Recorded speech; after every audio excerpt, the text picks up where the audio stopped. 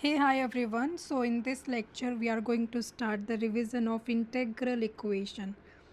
So, हम लोग revise करेंगे and this is solely for the examination perspective. Exam में जो ज़रूरी चीज़ें हैं हम वो चीज़ें रिवाइज करेंगे. सो इंटेग्रल इक्वेशन स्टार्ट करते हैं. सबसे पहले डेफिनेशन से. Let suppose Y X is equal to X plus zero to one E to the power X plus T Y T D T. So इसमें आपको क्या दिख रहा है? This is an unknown function. You don't know this function. This is unknown function. ठीक है. और ये इंटेग्रल साइन में भी सेम अननोन फंक्शन है. ये इंटेग्रल है हमारा. इंटेग्रल के अंदर ये अननोन फंक्शन है. इसी को बोलते हैं integral equation. When there is an unknown function inside the integral. जो इसके जनरल फॉर्म होती है वो कुछ इस तरह से होती है. G X into Y X is equal to F X plus lambda and some limits K X comma T Y T D T Y T D T. इसमें जो लोअर लिमिट है वो तो फिक्स रहती है. जो अपर लिमिट है वो वेरी कर सकती है. जो अपर लिमिट है वो कोई फाइनाइट भी हो सकती है, वो कोई वेरिएबल एक्स भी हो सकती है. बाकी जो ये फंक्शन है ना, अब जैसे यहाँ पर एक एफ फंक्शन है, एक यहाँ पर ये जी फंक्शन है और एक यहाँ पर इनसाइड के फंक्शन है. ये सारे नॉन फंक्शंस होते हैं. ये सारे नॉन फंक्शंस होते हैं. सिर्फ और सिर्फ ये जो वाई एक्स है ना, ये अननोन फंक्शन होता है. अंडरस्टूड. और यही अननोन फंक्शन हमारा इंटेग्रल के अंदर प्रेजेंट रहता है. ये अननोन फंक्शन होता है. जो लेमडा होता है, लेमडा एक रियल नंबर या कॉम्प्लेक्स नंबर होता है. इधर लेमडा बिलोंग टू आर और lambda belong to C. Complex हो सकता है, रियल हो सकता है, बट लेमडा कभी भी ज़ीरो नहीं होता है. लेमडा हमेशा नॉन ज़ीरो होता है. इसके अलावा जो यहाँ पर के एक्स टी है ना, के एक्स टी को कर्नल बोलते हैं. This K X T inside the integration, this is a two variable function. So K X T is known as the kernel of the integral equation. Now if we look at the classification, अगर आप classification देखो integral equation का, तो एक तो होती है linear integral equation, एक होती है नॉन लीनियर इंटेग्रल इक्वेशन, एक फिर होती है singular integral equation. Singular integral equation. Linear integral equation में जो y होता है, Y T is in linear form. जो अननोन फंक्शन है ना, वो लीनियर फॉर्म में होता है. लीनियर समझते हो ना, पावर वन में होता है, सिंगल पावर में होता है. ठीक है. अब लीनियर में भी जो f है हमारा, वो या तो ज़ीरो हो सकता है या f नॉन ज़ीरो हो सकता है. अगर f ज़ीरो है तो उसे हम बोलेंगे होमोजीनियस. होमोजीनियस. और अगर f नॉन ज़ीरो है तो इसे हम बोलेंगे non homogeneous. Non homogeneous. Also जो लीनियर इंटेग्रल इक्वेशन है उसमें लिमिट के बेसिस पर भी डिवीज़न होता है. दो तरह का डिवीज़न होता है. एक होती है वोल्टेरा इक्वेशन, एक होती है फ्रेडहोम इक्वेशन. Fredholm equation. ठीक है. On the basis of the limit, जो इंटेग्रेशन की लिमिट है उसके बेसिस पर. जो वोल्टेरा इक्वेशन है ना, उसमें अपर लिमिट वेरिएबल होती है. अपर लिमिट x के इक्वल होती है. आई टोल्ड यू ना, upper limit can be finite और it can be a variable. Fredholm में जो अपर लिमिट होती है वो एक कांस्टेंट होती है. Upper limit is equal to some constant. Understood. ये हो गया दूसरा डिवीज़न. तो पहला डिवीज़न तो होमोजीनियस नॉन होमोजीनियस में हो गया. सेकेंड डिवीज़न लिमिट के बेसिस पर हो गया. एक और थर्ड डिवीज़न होता है, थर्ड डिवीज़न. ये सारे डिविजन्स हम लोग लीनियर इंटेग्रल इक्वेशन के पढ़ रहे हैं क्योंकि अपने सिलेबस में वही है. एक होती है first kind, second kind, third kind. Third kind ये जी के बेसिस पर होती है. On the basis of G X. G X is the basis here. First kind में जो जी एक्स रहेगा ना, in the first kind G X will be zero. In the second kind, gx will be constant. G X is some constant, and in the third kind जो G X है वो variable होगा, some variable. Understood?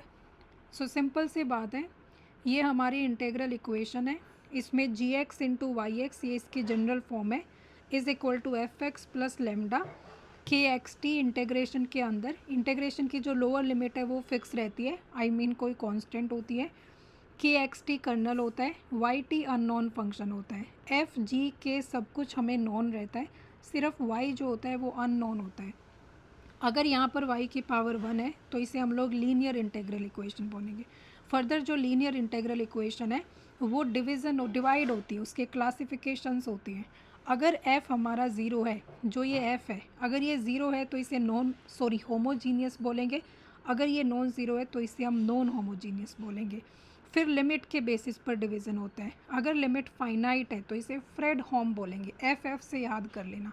अगर limit variable है, मतलब limit अगर x के equal है तो इसे वोल्टेरा डिफरेंशियल इक्वेशन बोलेंगे। फिर डिवीज़न आता है first kind, second kind, third kind में। जो फर्स्ट काइंड है उसमें जी एक्स जीरो होता है, जो यहाँ पर जी एक्स है ना, अगर ये ज़ीरो है तो ये फर्स्ट काइंड है, और अगर जी एक्स कोई कांस्टेंट है तो ये सेकंड काइंड है, और अगर जी एक्स कोई वेरिएबल है तो उस केस में ये थर्ड काइंड ऑफ इक्वेशन है। All clear so far? Okay, now let's study the kernel as well. Kernel के बारे में थोड़ा सा पढ़ लेते हैं, K X T. Now at times you will see symmetric kernel. Symmetric kernel कब होता है? Whenever K X T is equal to conjugate of K T X. Conjugate तो हमेशा कॉम्प्लेक्स फंक्शन के केस में होता है, बट अगर मान लो कि के रियल है, इफ के is real then kxt is equal to ktx This is called the symmetric kernel. For example, let's say k is equal to sin x plus t. Then what is ktx? If you change the positions of t and x, you will get sin t plus x. Both are same, so it means this kernel is symmetric kernel.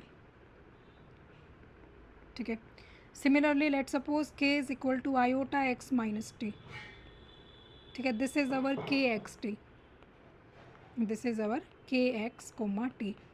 Then what will be K T comma x?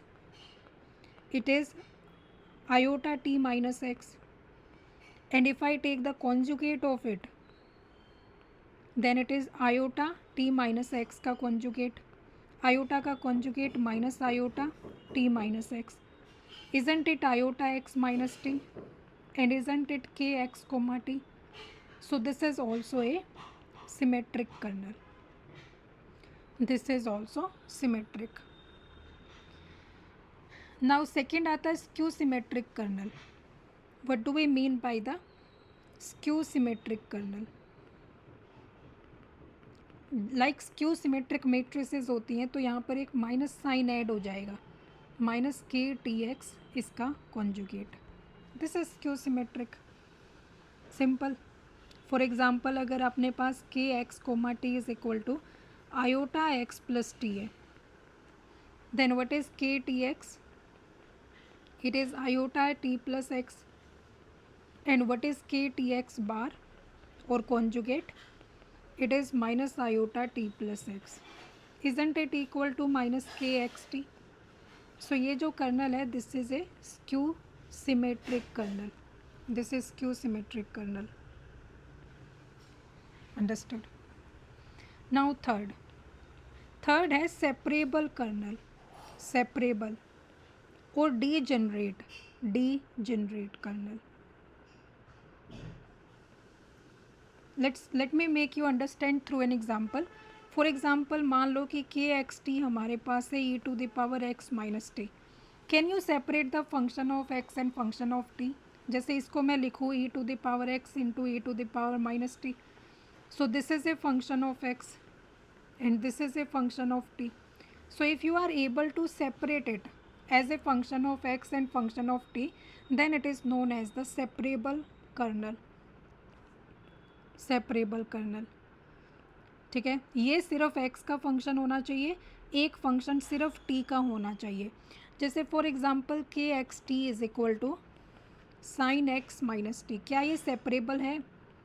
नहीं है ये separable, because अगर आप इसको open करोगे तो sine x cos t minus cos x sine t आएगा, cos x sine t. Can you separate कि function of x into function of g, इस तरह से लिख सकते हो क्या? नहीं लिख सकते, बट इसमें एक चीज़ है, इसको अभी भी हम लोग सेपरेबल ही बोलेंगे, क्योंकि इसको ऐसे तो लिखा जा सकता है ना अलग अलग से, जैसे this is my f1x and this is my g1t and this is my f2x and this is my g2t। सो अगर मान लो कि ऐसे सम में भी सेपरेट हो रहा है ना, even then it is a separable kernel, तभी भी ये सेपरेट है। I mean to say, if you are able to write kxt as summation I going from 1 to n a function of x into a function of t, तो उसे हम बोलेंगे कि जो मेरे पास कर्नल है that is a separable colonel.